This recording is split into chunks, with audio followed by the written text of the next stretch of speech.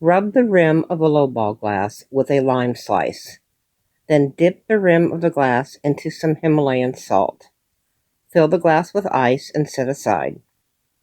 In a cocktail shaker filled with ice, pour 2 ounces of Reposado Tequila, 1 ounce of Grand Marnier, half an ounce of Agave Nectar, 1 ounce of fresh lime juice, 2 ounces of fresh cranberry juice, and 2 dashes of Angostura orange bitters.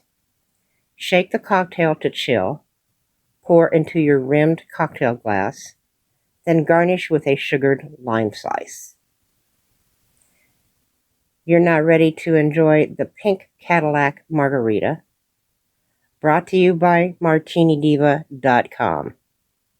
Cheers, my dears.